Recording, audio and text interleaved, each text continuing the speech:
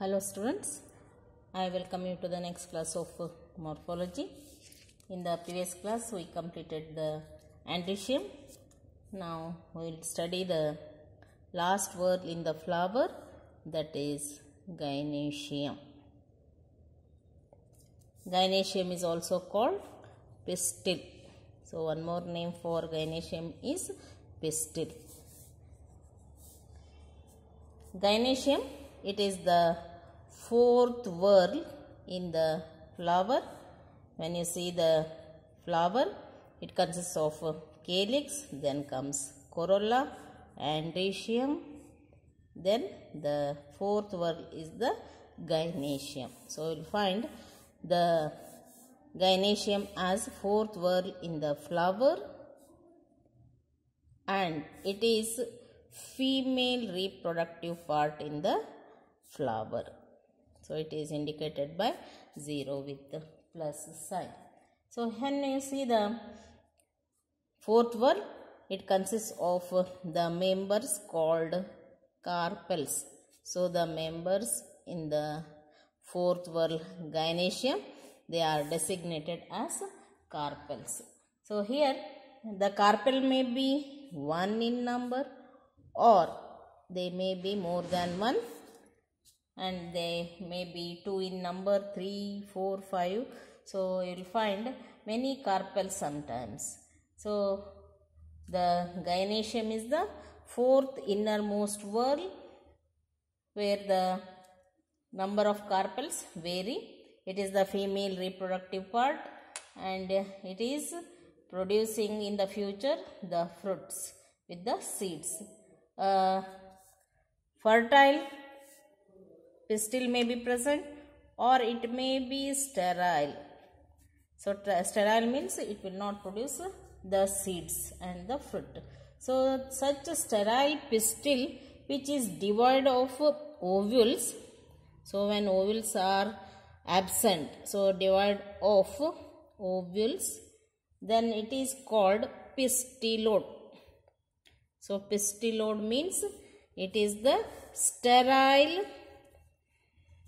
ovary where there is absence of the ovules, that is called pistillode.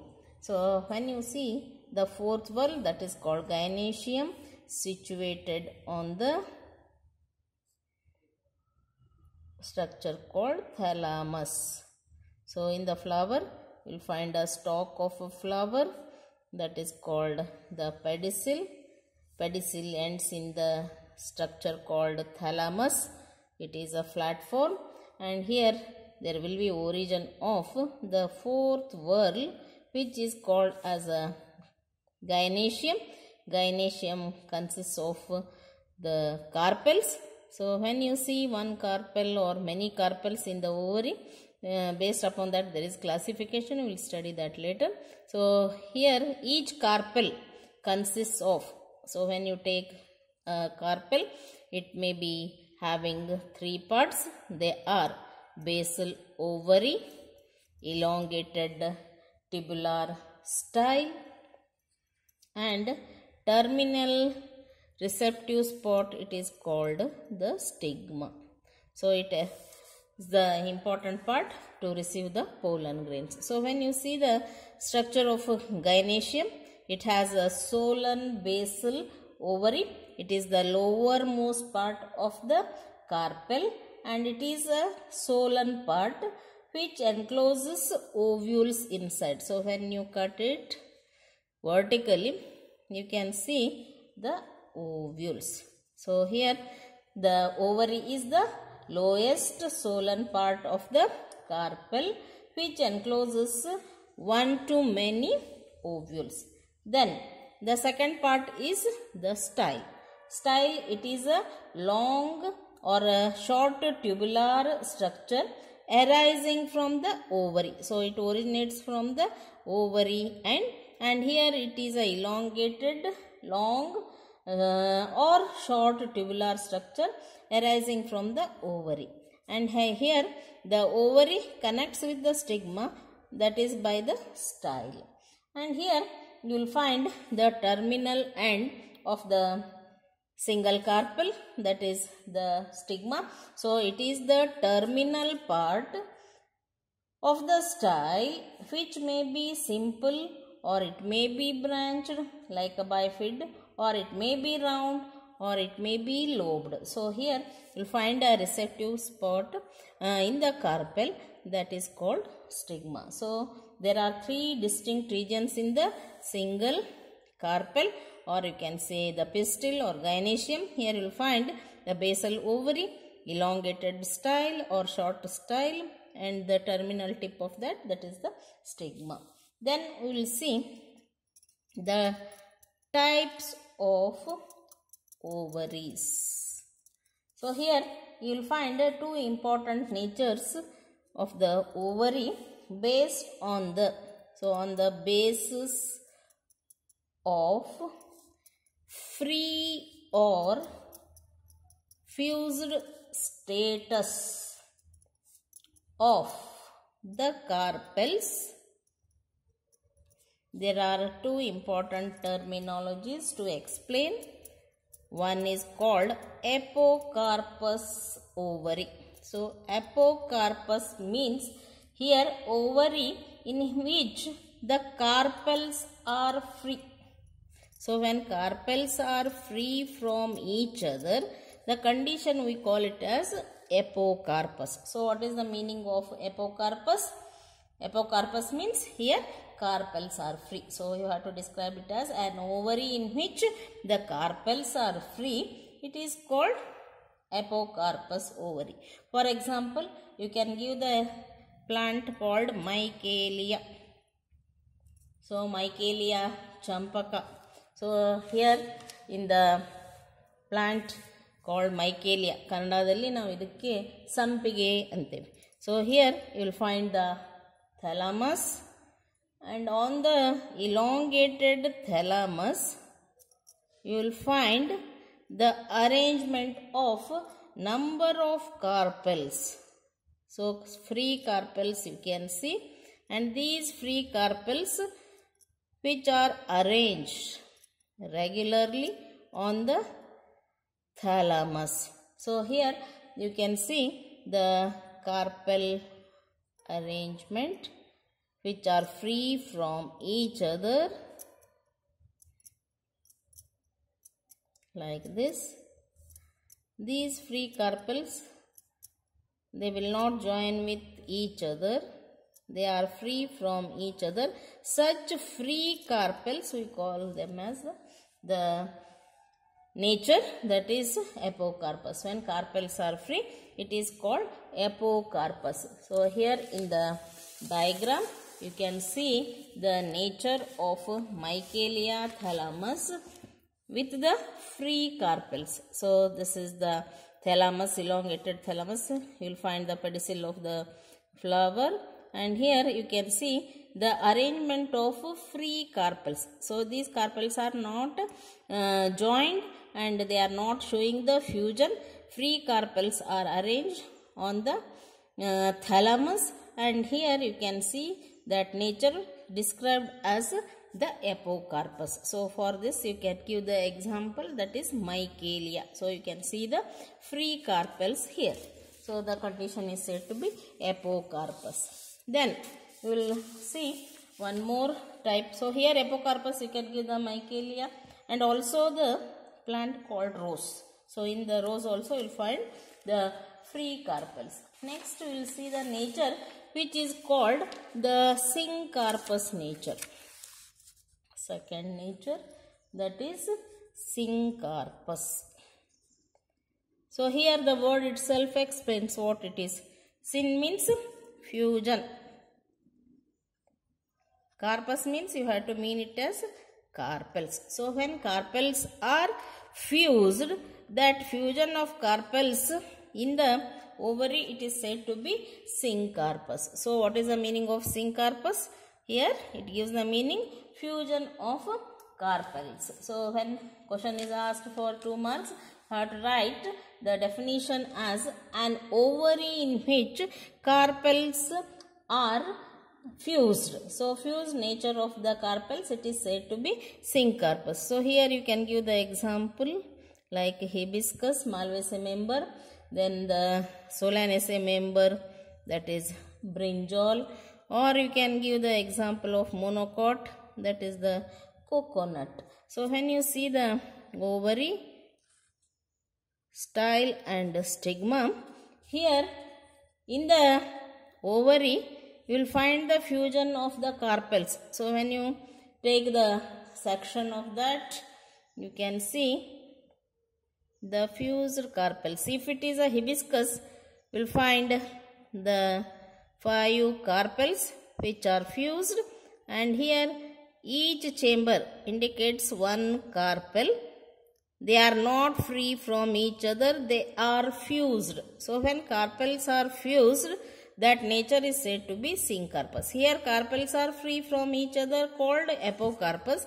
When carpels are fused, so here in the hibiscus you will find the pentamerous nature, you will find 5 chambers here, and all the carpels which are fused in the ovary. So when you take the transverse section of the ovary, you will find the chambers. So each one is a carpel and flower is pentamerous.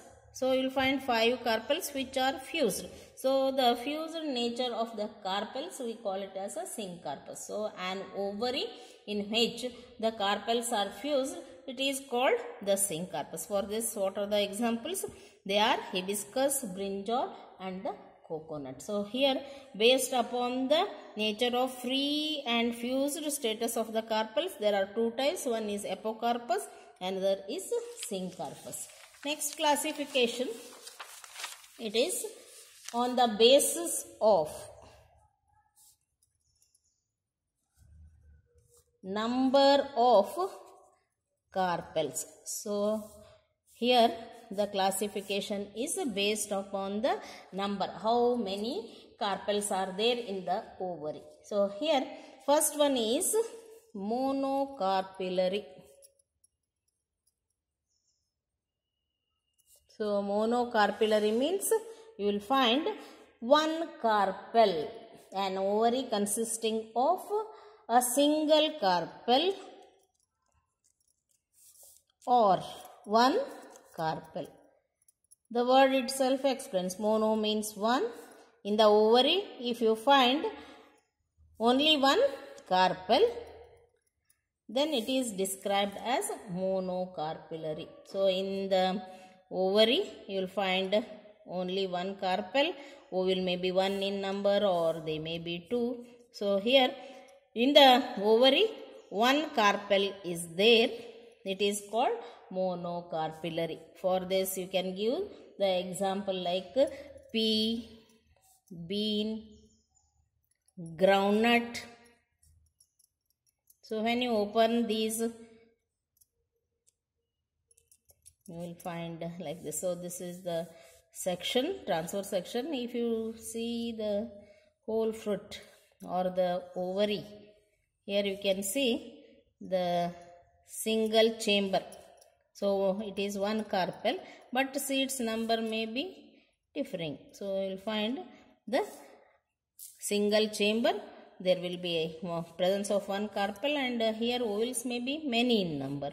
So you will find the number of carpels in the ovary, that is single. So when 1 carpel is there, it is described as monocarpellary. And example you can give pea, bean and the groundnut. Second one is bicarpellary. Again you can explain it. Bi means 2, carpellary means carpels. So when you find 2 carpels in an ovary, it is described as bicarpellary. So what is bicarpellary nature of the ovary? Bicarpellary means an ovary consisting of 2 carpels. It is called bicarpellary. For example, you can give vinca, Batlu anta ಹೇಳ್ತೇವೆ. Then Solanum species, brinjal family. Then in the sunflower, you can see 2 carpels. So when you see the ovary, when you take the section, if 2 chambers you will find, these are indicating the 2 ovaries. So here you will find actually the nature, that is the ovary with two carpels. So two chambers you will find, and here there the wall of the ovary where you can see two partitions because of the central wall. So you will find the attachment of ovules. When you find two chambers in the ovary, it is bicarpellary. Bi means two. So examples ಯಾವ್ದು ಕೊಡಬಹುದು? One is vinca and there is solanum. Also you can give the example, that is sunflower. Third one. So here the nature is called tricarpellary. Tri means three. Number of carpels in the ovary, it is with three carpels. So what is tricarpellary? It is an ovary consisting of three carpels. That is called tricarpellary. Example, the plant called Clarkia. So the plant called Clarkia, it is showing, for a tricarpellary, you can give the example, that is the onion. Clarkia, it is for tetracarpellary, onion, that is iruli. And the members of Euphorbiaceae. Euphorbia andre kalli gida type bartave. So you will find the nature which is called tricarpellary. So in the tricarpellary, so when you see the ovary, three chambers are found. So each one indicate the carpel. So in the ovary section, you will find three different ovaries, and it is called tricarpellary. So what is the meaning of tricarpellary? An ovary consisting of three carpels. Then the examples are onion and euphorbia. Then fourth one, it is called tetracarpellary. So tetra means what? Four. So you will find four carpels. So what is the meaning of tetracarpellary? An ovary consisting of four carpels. So when four carpels are there, you call it as tetracarpellary. So when you take the section of the ovary, here you will find the number of carpels, they are four in number and they are fused. So here you can see the four carpels in the plant called Clarkia. So Clarkia anta ಒಂದು plant ಬರುತ್ತೆ, ಅದರಲ್ಲಿ ಇರುತ್ತೆ. So you will find the nature, that is tetracarpellary. Then fifth one is called pentacarpellary. Penta means 5. Number of carpels, they are 5 in number. So when ovary consisting of 5 carpels, it is called pentacarpellary. And example for this, it is hibiscus. So hibiscus flower helidde na pentamaras anta. So in the ovary you will find 5 carpels. So when you cut the section of the ovary, here instead of 1 2 3 4, you will find the 5 carpels. So 1 2 3 4 5. When you will find in the ovary 5 different chambers, and the condition we call it as pentacarpellary. So 5 carpels in the hibiscus, they fuse to form a ovary. Here the condition is syncarpous. When carpels are fused, it is called the syncarpous nature. So here you can see 5 carpels, 1 2 3 4 and 5. Condition is called pentacarpellary. Example you can give hibiscus. Next one is, and the last one, it is called multicarpellary. So multi andre many. ಇದಕ್ಕೆ ಮತ್ತೆ ನೀವು ಇನ್ನೊಂದು ಹೆಸರು ಕೊಡ್ಬೋದು, ಪಾಲಿಕಾರ್ಪಿಲರಿ. ಪಾಲಿ ಅಂದ್ರೆ ಏನು ಹೇಳ್ರಿ? It also gives the meaning many. So an ovary consisting of many carpels. So when many carpels are present, the condition is called multicarpellary. So in the plant Micaelia, ಎಪೋಕಾರ್ಪಸ್ಸಿಗೆ ಎಕ್ಸಾಂಪಲ್ ಕೊಟ್ಟಿದ್ವಿ. ಇದು ಸಂಪಿಗೆ ಹೂ. So in Michelia you will find many carpels. The condition is called the multicarpellary. So Michelia ಚಂಪಕದಲ್ಲಿ thalamus ಹೆಂಗೆ ಬರುತ್ತೆ? Carpels are free from each other. They are many in number. They are more than 5. The condition is said to be polycarpillary or multicarpillary. So here carpels are many in number. The condition is called multicarpillary, or you call it as polycarpillary. Example is the Michelia. So these are the different types of ovaries where number of carpels differ. So on the basis of number of carpels, there is a classification as monocarpillary with one carpel, bicarpillary means with two carpels, tricarpillary means with three carpels, tetracarpillary means with four carpels, pentacarpillary means five carpels, multicarpillary or polycarpillary means it is with many carpels. So with this we will wind off the today's class.